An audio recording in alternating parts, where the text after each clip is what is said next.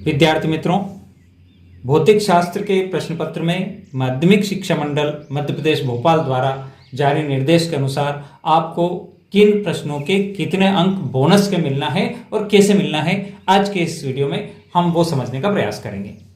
मैं हूं बलवंत भंडारी और आप हैं मेरे चैनल गुरु एंड देव पर।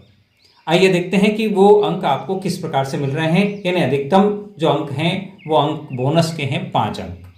अब वो 5 अंक आपको किस रूप में मिलेंगे उसकी भी कुछ शर्तें हैं।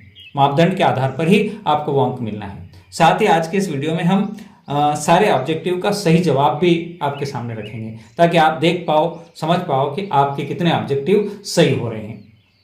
यहाँ पर हम चारों सेट के जो प्रश्न पत्र हैं, set A, set B, set C और सेट डी के जो कहाँ आपको बोनस मिलना है उसकी बात करेंगे और किसी एक सेट पर सारे ऑब्जेक्टिव के उत्तर हम देखने का प्रयास करेंगे, क्योंकि सभी सेट में सिर्फ शफल करके वो प्रश्न आगे पीछे दिए गए थे, तो आप उन उत्तर को आपने जो उत्तर लिखे हैं उनसे मिला पाएंगे।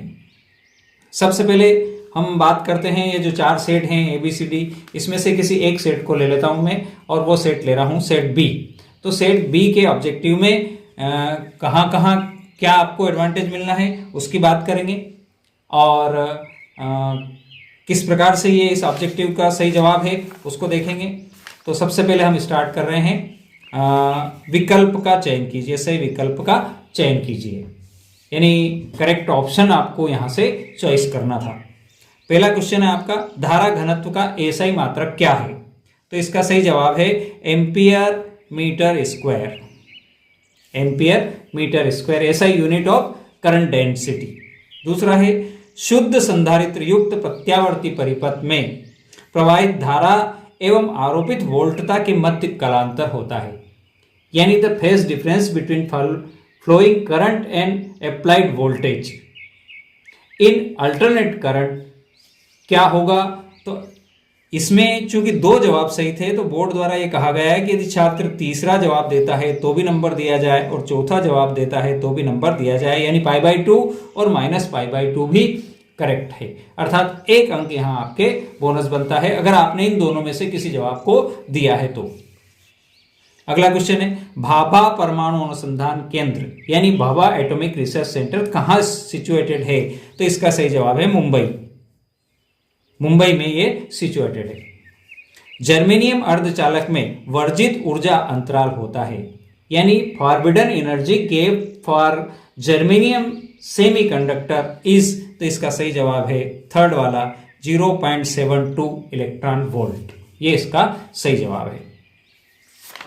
किस उपकरण का उपयोग दिष्ट कार्य के रूप में किया जाता है, यानी which device is used as a rectifier? तो इसका सही जवाब है संधि डायोड, जंक्शन डायोड जो है इसका सही जवाब है। एफ वाला क्वेश्चन है, दूरदर्शी में नेत्रिका की फोकस दूरी अभिदर्शक की फोकस दूरी से कम होती है, यानी the focal length of eyepiece in telescope. Fill in the blanks जैसा दिया है और 4 ऑप्शन है, the focal length of the object is less than, यानी पहला वाला जो है इसका is less than, first part इसका इंग्लिश में और हिंदी में ये करेक्ट है।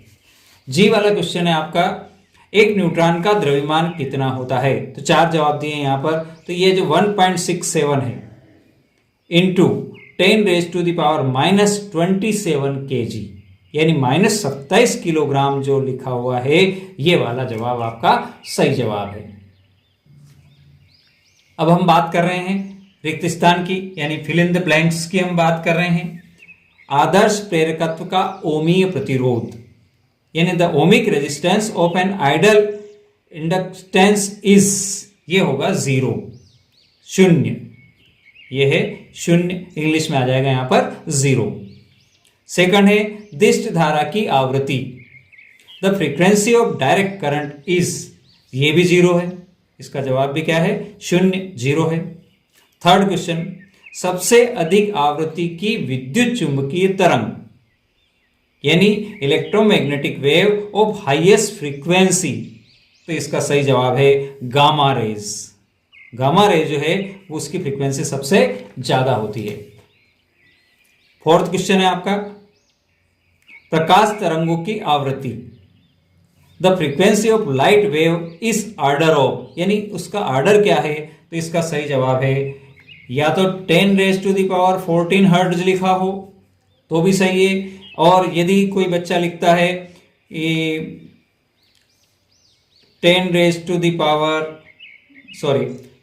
4 into 10⁻14 hertz to 7 into 10⁻14 hertz तक, यानी 4 into 4 गुणित 10 की घात 14 हर्ट्ज से 7 गुणित 10 की घात 14 हर्ट्ज तक इसका ऑर्डर हो सकता है। तो ये आपको जवाब यहां पर 1 मार्क्स मिल जाएगा।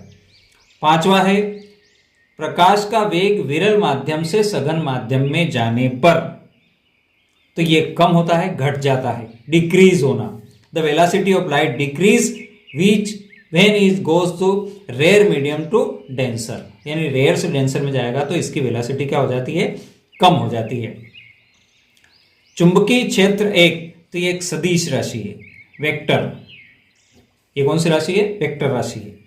और शंट के उपयोग से धारामापी की, यानी शंट हम ये यूज करते हैं तो उसकी सुग्राहिता कम हो जाती है, उसकी सुग्राहिता कम हो जाती है, यानी सेंसिटिविटी उसकी क्या हो जाती है, कम हो जाती है। विद्यार्थी मित्रों, अब हम बात कर रहे हैं ट्रू फॉल्स की। आप यहां ये ना देखें कि मैं क्वेश्चन नंबर 3 की बात कर रहा हूं, सेट ए में ये क्वेश्चन और किसी नंबर पर है, सेट बी में कहीं है, सी में कहीं है, डी पर कहीं है, लेकिन क्वेश्चन ये के यही है। अब बात कर रहे हैं ट्रू फॉल्स में। अवरत तरंगों की खोज वैज्ञानिक रीटर ने की थी। विद्यार्थी मित्रों, चूंकि रीटर का नाम बुक में कहीं नहीं आया है, इसलिए बोर्ड ने यह कहा है कि इस प्रश्न का उत्तर स्टूडेंट कुछ भी लिखे उसे बोनस मार्क्स मिलना है। यहां पर बोनस मार्क्स लिखना है। अगर आपने इसको अटेम्प्ट किया है, यानी क्वेश्चन नंबर 3 का ए पार्ट, फर्स्ट पार्ट डाला है, तो यहां आपको ट्रू लिखा हो या फॉल्स लिखा हो, आपको यहां पर बोनस मिलना है। सेकंड, नेज अर्धचालकों में के मुक्त इलेक्ट्रॉनों की संख्या होलो की संख्या के बराबर होती है, तो यह ट्रू है, ये है आपका ट्रू। कौन सा है, सेकंड वाला। In an intrinsic semiconductor the number of free electron is equal to the number of holes. Third part है इसका, वोल्ट मीटर विभवमापी से अधिक श्रेष्ठ है।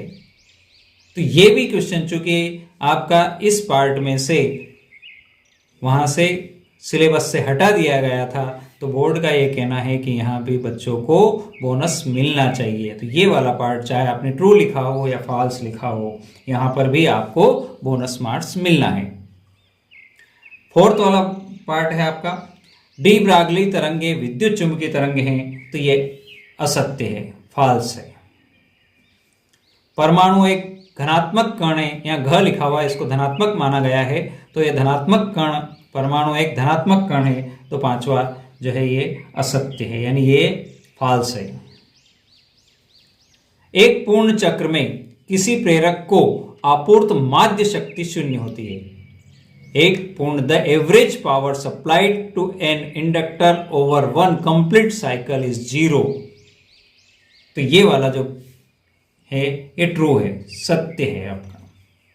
और लास्ट है, माइक्रोवेव ओवन का कार्य रेडियो तरंग पर आधारित होता है, यानी working of microwave oven is based on radio wave, तो ये आपका फॉल्स है, ये कथन फॉल्स है।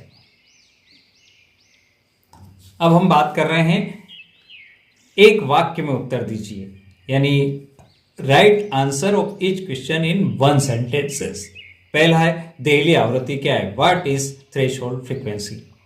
तो विकिरण की वह न्यूनतम आवृत्ति जिससे कम आवृत्ति का प्रकाश आपतित होने पर प्रकाश इलेक्ट्रॉन का उत्सर्जन संभव नहीं होता है, वो हो गई आपकी देहली आवृत्ति, थ्रेशोल्ड फ्रीक्वेंसी। प्रकाश का विवर्तन क्या है, तो विवर्तन जो है आपका, ये जो डिफ्रैक्शन, ये होता है कि अवरोधक की कोर पर प्रकाश का मुड़ना विवर्तन कहलाता है। निश्चित कोटि की जो अवरोधक होता है उससे प्रकाश का मुड़ना विवर्तन कहलाता है। थर्ड वाला है, लेंस की क्षमता का मात्रक, the unit of power lens, तो इसका सही जवाब है डायोप्टर, इसका सही जवाब है डायोप्टर। चुंबक के चुंबकीय आघूर्ण की दिशा क्या होती है, चुंबक के चुंबकीय आघूर्ण की दिशा क्या होती है? तो चुंबकीय आघूर्ण की जो दिशा होती है ये दक्षिण से उत्तर की ओर, दक्षिण से उत्तर की ओर, यानी साउथ टू नॉर्थ। धारामापी को वोल्टमीटर में कैसे चेंज करोगे?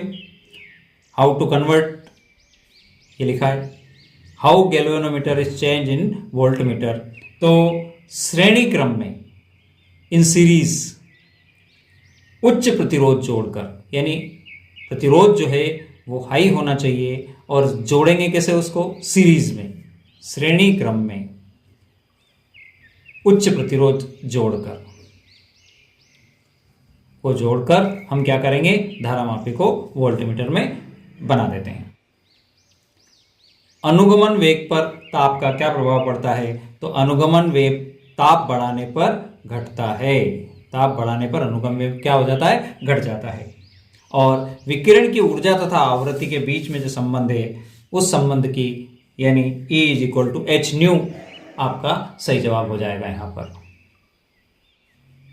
विद्यार्थी मित्रों, अब हम बात करते हैं, जो 3 अंक तो मैंने आपको बता दिए हैं कि कहाँ कहाँ मिलना है, उन 3 ऑब्जेक्टिव की बात कर ली। अब 2 अंक जो और बोनस आपको मिलना है वो कहाँ और कैसे मिलेंगे उसकी बात कर रहे हैं। सेट ए में अगर मैं बात करूँ आपसे, तो सेट ए में क्वेश्चन नंबर 9 था, व्हाट इज कंजक्शन फोकस, यानी संयुग्मी फोकस किसे कहते हैं। यहाँ पर बोर्ड ने यह कहा है कि ये आउट ऑफ सिलेबस है, अतः यहाँ पर बच्चे को 2 मार्क्स मिलना चाहिए यदि उसने इस 9 के इस भाग को अटेम्प्ट का किया है या हल करने का प्रयास किया, यानी क्वेश्चन नंबर 9 उसने लिखा है, ये पार्ट लिखा है, तो उसको 2 मार्क्स यहाँ मिलना है। यही वाला जो प्रश्न है ये बी सेट में कहाँ है वो बात कर लेते हैं। सेट बी में क्वेश्चन नंबर 12 है, संयुग्मी फोकस किसे कहते हैं। तो जिसने सेट बी, जिस बच्चे का था, जिस छात्र का था, उसने यदि क्वेश्चन नंबर 12 डाला है और ये भाग अटेम्प्ट किया है तो उसको बोनस के मार्क्स मिलना है, चाहे उसने गलत लिखा है या नहीं भी लिखा है। अगर क्वेश्चन नंबर 12 लिख दिया है उसने, तो ये वाला पार्ट अगर उसने हल करने का प्रयास किया, इसका मतलब उसको यहाँ पर 2 मार्क्स मिलना है। सेट सी में देख, सेट सी में ये क्वेश्चन नंबर 7 है, यानी 7 का स्टार्ट मूल प्रश्न जो है ये, यहाँ उसने क्वेश्चन नंबर 7 डाला है तो उसको 2 मार्क्स मिलना है।